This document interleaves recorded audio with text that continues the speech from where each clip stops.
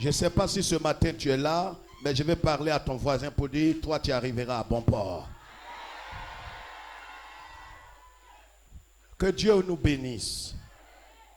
Que Dieu nous bénisse. Je voudrais vous saluer au nom du Seigneur et dire merci à notre grand Dieu qui a bien voulu que nous soyons debout, vivants, et que quelles que soient les intempéries, quel que soit tout ce que Satan est en train d'orchestrer contre nous, Dieu nous maintient debout. Non, ton voisin n'a pas compris. J'ai dit Dieu nous maintient debout. Tu traverseras cette tempête qui est en train de se produire dans ta maison. Alléluia. Que ton cœur soit vivant ce matin et réveillé. Prenons nos Bibles en Actes des Apôtres chapitre 27. Actes des Apôtres chapitre 27. Tous ceux qui sont souffrants, vous êtes guéris au nom de Jésus. Ceux qui sont venus avec une préoccupation, le cœur lourd, votre cœur est déchargé ce matin au nom de Jésus. Actes chapitre 27. Je voudrais que chacun prenne sa Bible et que nous étudions cette parole de Dieu ensemble ce matin. C'est une parole que Dieu a mise sur mon cœur. Actes chapitre 27, nous allons lire à partir du verset 9. On se lève, mesdames et messieurs. Asseyez-vous d'abord. Asseyez-vous. Asseyez-vous.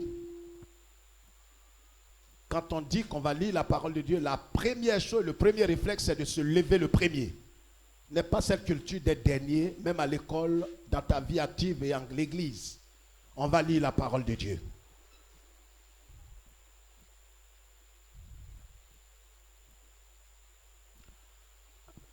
Actes chapitre 27, le verset 9. Pasteur Yves, tu lis la parole de Dieu. Suivez très bien, frères et sœurs. Écoutez-moi bien. Je voudrais que chacun de nous suive attentivement cette parole. Je ne sais pas dans quel esprit ou dans quelle disposition de cœur tu es venu ce matin, mais je voudrais que tu saches que Dieu a une parole pour nous ce matin. Ce que tu dois faire, c'est d'ouvrir ton cœur. C'est de disposer ton intérieur et d'entendre la voix du Seigneur. Quelqu'un m'entend? Il faut que tu entendes la voix du Seigneur pour toi aujourd'hui. Car l'homme ne vivra pas de pain seulement, mais de toute parole qui sort de la bouche de l'Éternel. Que Dieu bénisse sa parole dans ton cœur ce matin. Parce que tes questions, les questions que tu te poses ont certainement leur réponse dans ce que tu vas entendre ce matin. Il y a des choses qui se passent à l'intérieur de toi. Tu te poses mille et une questions. Tu t'es demandé peut-être des choses le mois passé et aujourd'hui encore tu te poses des questions. Dieu a une réponse pour toi. Pas moi. Moi, je n'ai pas de réponse pour toi. Mais Dieu a quelque chose à répondre à ta préoccupation. Alors voici une parole certaine que nous avons entamée depuis le vendredi dernier. Actes des Apôtres chapitre 27, le verset 9. Allons-y. Acte 27, verset 9. Un temps assez long s'était écoulé et la navigation devenait dangereuse. La navigation devenait dangereuse. Continue. Car l'époque même du jeûne était déjà passée. C'est pourquoi Paul avertit les autres en disant: Ô homme, je vois que la navigation ne se fera pas sans péril et sans beaucoup de dommages, non seulement pour la cargaison et pour le navire, mais encore pour nos personnes. Le centenier écouta le pilote et le patron du navire plutôt que les paroles de Paul. Et comme le port n'était pas bon pour hiverner, la plupart furent d'avis de le quitter pour tâcher d'atteindre Phénix, port de Crète, qui regarde le sud-ouest et le nord-ouest, afin d'y passer l'hiver. Verset 15. Le navire fut entraîné sans pouvoir lutter contre le vent, et nous nous laissâmes aller à la dérive. Nous passâmes au-dessous d'une petite île nommée Clauda. Verset 20. Le soleil et les étoiles ne parurent pas pendant plusieurs jours, et la tempête était si forte que nous perdîmes enfin toute espérance de nous sauver. Reprends ce verset. Le soleil et les étoiles ne parurent pas pendant plusieurs jours, et la tempête était si forte que nous perdîmes enfin toute espérance de nous sauver. Continue verset. On n'avait pas mangé depuis longtemps. Alors Paul, se tenant au milieu d'eux, leur dit: Ô homme, il fallait m'écouter et ne pas partir de Crète, afin d'éviter ce péril et ce dommage. Maintenant, je vous exhorte à prendre courage. À prendre quoi? À prendre courage. À faire quoi? À prendre courage. À faire quoi? À prendre courage. Pourquoi? Car aucun de vous ne périra. Amen. Reprends ça. Reprends ça. Maintenant, je vous exhorte à prendre courage. Pourquoi? Car aucun de vous ne périra. Amen. Continue. Il n'y aura de perte que celle du navire. Continue. Un ange du Dieu à qui j'appartiens et que je sers m'est apparu cette nuit. Et ben, t'as dit quoi? Et m'a dit: Paul, ne crains point. Il faut que tu comparaisses devant César. Et voici, Dieu t'a donné tous ceux qui naviguent avec toi. Amen. Le verset 44 dit quoi? Et aux autres de se mettre sur des planches ou sur des débris du navire. Et ainsi tous parvinrent à terre sains et saufs. Amen. Veuillez vous asseoir. Levez la tête, s'il vous plaît.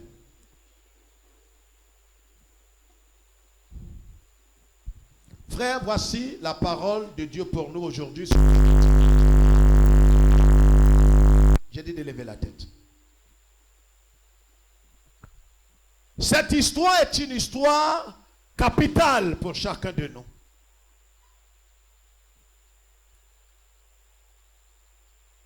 La Bible, parole de Dieu, la parole irréversible de Dieu, nous dit que Paul, avant qu'il ne s'appelle Paul, s'appelait Saul de Tarse. Écoutez-moi très bien. Il ne connaissait pas Jésus. Il était pharisien, il était hébreu, né hébreu. Il persécutait l'église, ceux qui avaient placé leur confiance en Yeshua, à Mashiach. Et la Bible dit qu'un jour, il avait reçu une recommandation d'aller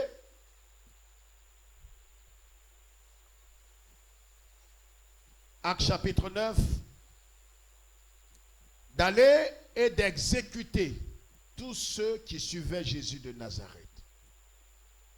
C'est là que le Dieu Tout-Puissant, le Seigneur Jésus, qui était mort, qui est ressuscité d'entre les morts, qui est assis à la droite de Dieu le Père, va se révéler de façon tangible à Saul de Tarse.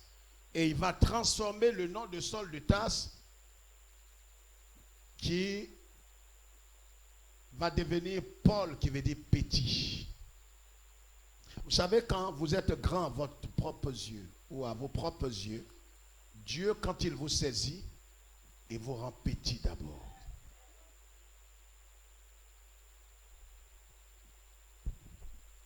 C'est ce Paul-là à qui le Seigneur Jésus va confier une mission. Il dit: tu vas parcourir la terre, tu vas annoncer la parole, tu vas parler à des rois, tu vas parler à des gouverneurs, tu vas parler à des chefs. Tu vas être persécuté, tu vas être incompris, tu vas être malmené. C'est Jésus qui lui dit ça. En même temps qu'il confie une mission à Paul, en même temps il lui dit les conséquences qui vont suivre sa prédication. Paul va être malmené, persécuté. Un jour, il était en train de témoigner devant un certain Festus. Et il a dit que, au lieu que vous m'exécutez ici, je vais aller jusqu'à César. Je veux que César c'était l'empereur. C'était pratiquement le souverain, c'était le petit Dieu à cette époque. Il a dit à ses gouverneurs que lui, il veut se présenter devant César. Qu'est-ce qu'il va dire à César? il avait la révélation.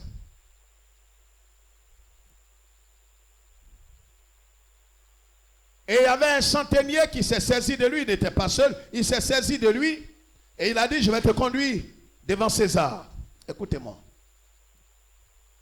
Vous savez, Dieu des cieux, le Dieu de notre salut,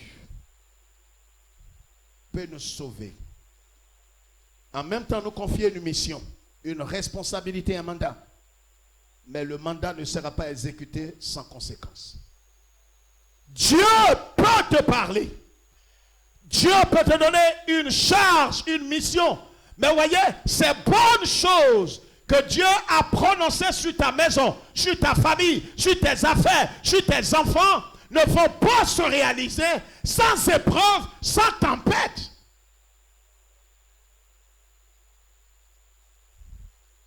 Parce que dans la mentalité de ceux qui ne sont pas mûrs et qui sont très immatures et qui ne peuvent pas peut-être achever la couche dans leur tête, quand tu viens à Jésus et que tu es honnête avec Dieu et que tu crains Dieu et que tu aimes Dieu et que tu donnes ta dîme et tes offrandes et tu fais ce que Dieu veut,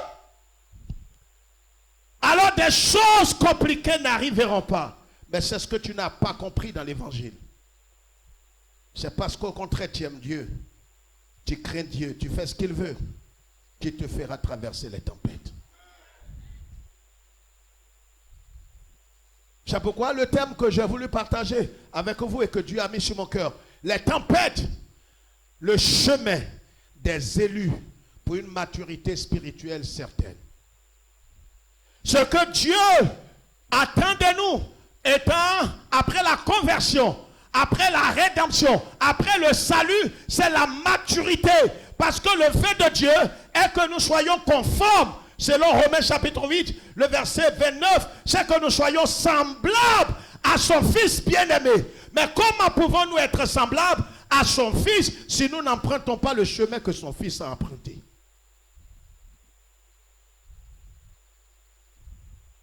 C'est pourquoi l'apôtre Pierre dit, Christ a souffert et nous a laissé un exemple afin que nous marchions dans ses pas. Nous ne pourrons pas arriver là où le Christ est arrivé si nous n'empruntons pas. C'est pourquoi Jésus ne dit pas j'ai le chemin. Il dit c'est moi-même le chemin. Non seulement je suis le chemin, mais je suis la vérité. Et la finalité sera la vie.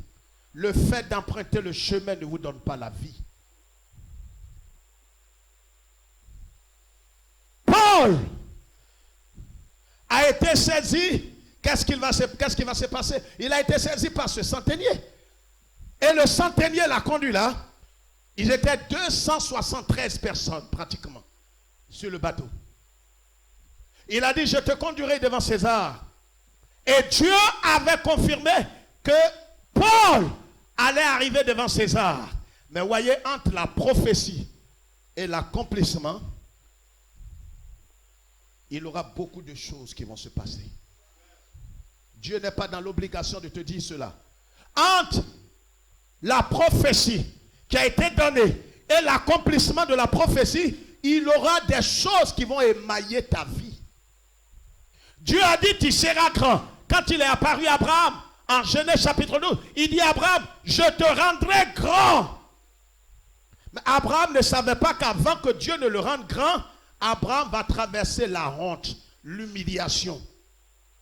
Abraham allait connaître la confusion.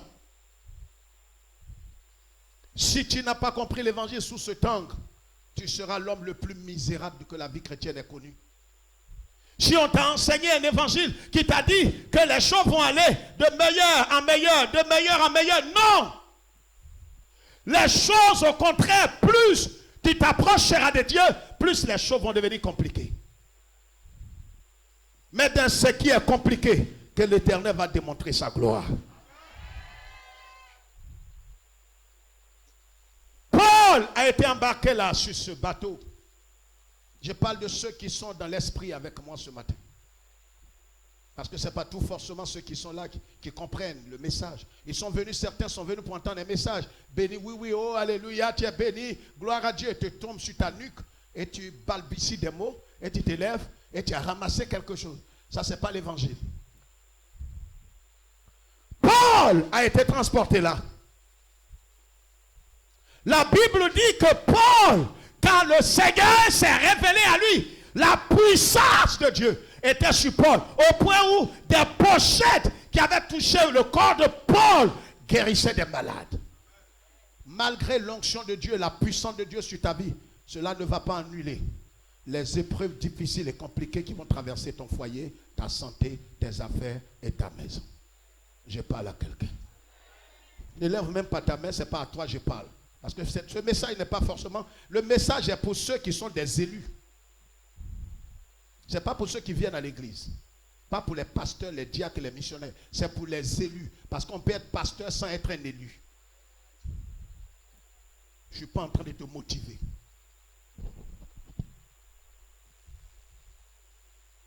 C'est pour les élus. Dieu ne parle qu'à ses enfants.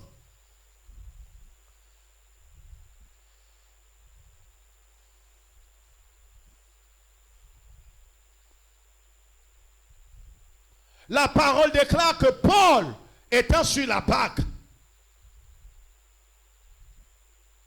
le même Paul,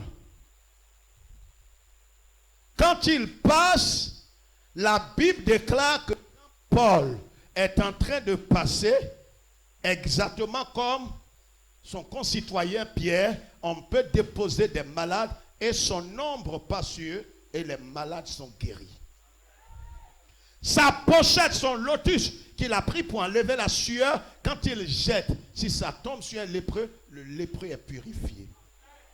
C'est ce Paul-là. On l'a saisi, on l'a mené. Il était dans la barque. Malgré la présence de Dieu dans sa vie, malgré la puissance de Dieu, malgré l'autorité de Dieu sur Paul, malgré la puissance, c'est Paul qui a révélé aux Corinthiens qu'il y a 9 dons de l'esprit. Parce que Paul manifestait les 9 dons. Il parlait en langue, il prophétisait, il interprétait.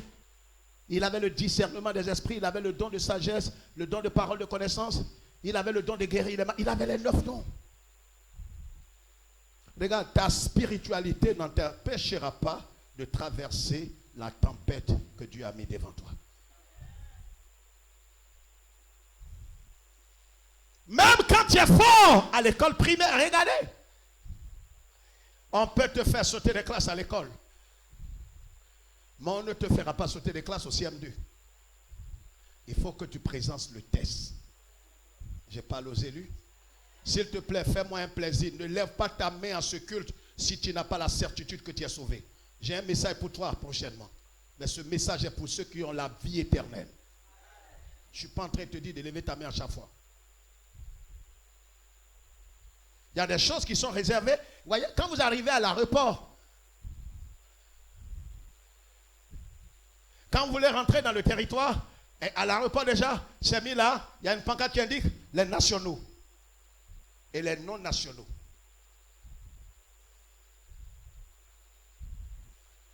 On est tous descendus de l'avion ensemble, mais quand il s'agit d'entrer dans le pays, il y a la voix de chacun. Il y a les nationaux et les non-nationaux. Ce qu'on demande aux nationaux, c'est pas ce qu'on demande aux non-nationaux. Les non-nationaux, tu dois avoir un visa. Je parle aux nationaux. Je ne parle pas des étrangers à la vie de Dieu. Paul était moins. La capacité de Dieu était sur Paul. L'onction était sur Paul. La puissance de Dieu était sur Paul. Mais on l'a saisi, tu vois. Des temps viendront où les gens ne comprendront pas que la puissance de Dieu est sur toi. Ils ne comprendront pas que tu as jeûné 21 jours un jour dans ta vie. Ils ne comprendront pas que la grâce de l'Éternel, la miséricorde de Dieu est sur ta vie.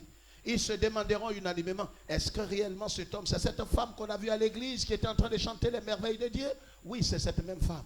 Mais l'Éternel Dieu l'a mis en bas, plus bas, pour nettoyer sa vie, afin que sa force ne soit pas basée sur sa propre force, mais sur l'Éternel. Paul était dans la barque. Lui qui est loin, lui qui a les 9 dons de l'esprit. Et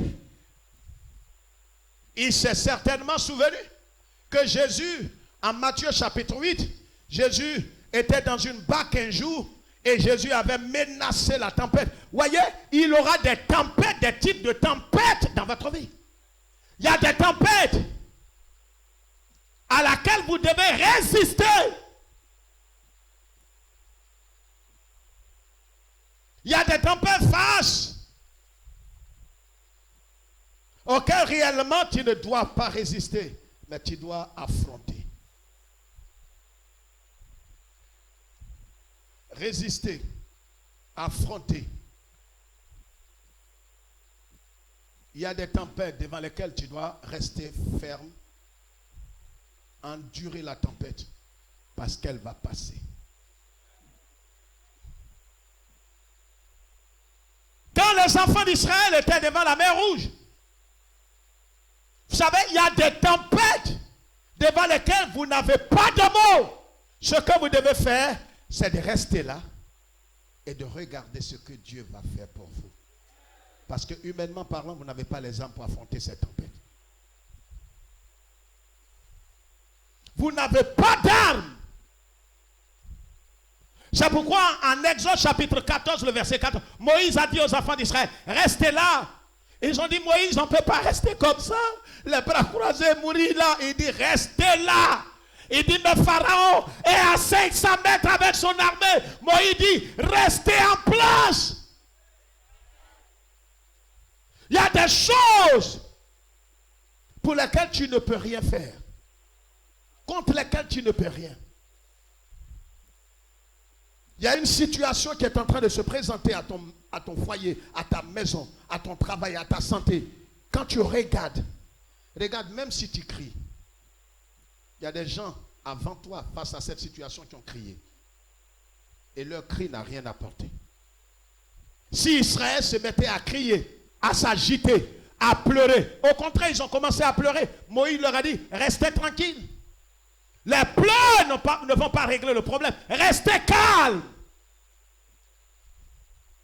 Ce n'est pas devant toutes les tempêtes qu'il faut s'agiter, il faut trembler, il faut prendre quelque chose. Reste calme.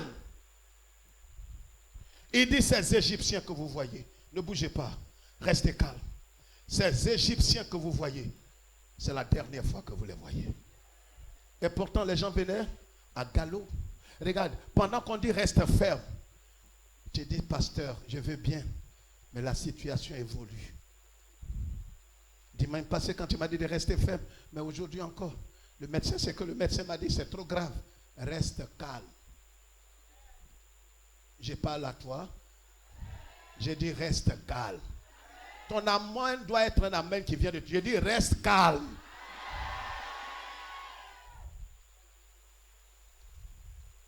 Paul était avec eux dans cette forme de tempête, cette tempête semblable. Et c'est pourquoi, qu'est-ce qui va se passer?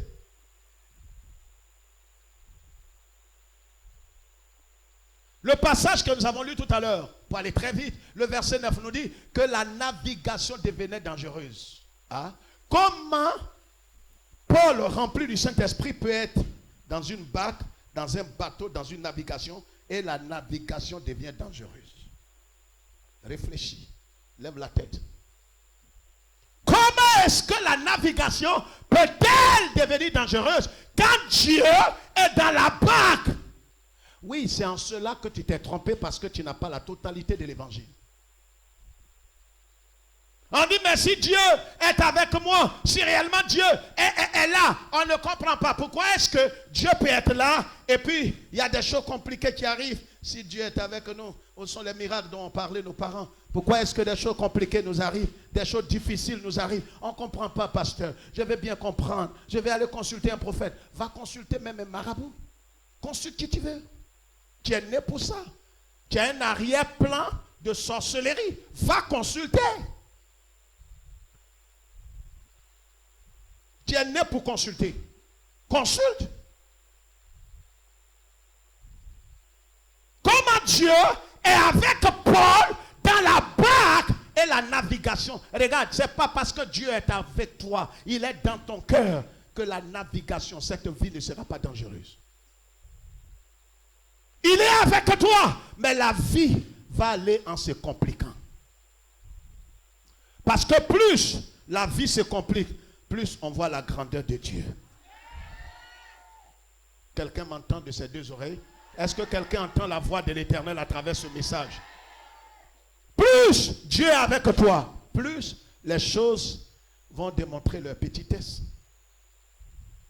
La Bible dit que la navigation devenait dangereuse. Mais où était Dieu? Dieu n'empêchera pas que la navigation ne soit pas dangereuse. Il n'empêchera pas. Parce qu'il a son plan. Il n'empêchera pas que les choses se compliquent dans ta maison, dans ta santé, dans ton travail, dans tes affaires. Il ne va pas empêcher ça. Et pourtant, c'est lui, Dieu, qui a dit à Paul, il faut que tu compares devant César. Mais il est en train d'aller comparer devant César et la navigation devient compliquée. Dieu t'a donné une parole, par une prophétie, par un songe, que tu vas être un. Mais pendant que tu es en train d'aller vers l'accomplissement de ces prophéties, les choses deviennent bizarres. Bizarre et très bizarre. À la fin, tu te demandes si tu as réellement entendu la voix de l'Éternel. Souris, je vais te demander quelque chose. Souris. Les choses se passeront comme Dieu l'a prévu. Ne lève plus cette main devant moi. Je dis, laisse ton voisin répondre avec son cœur.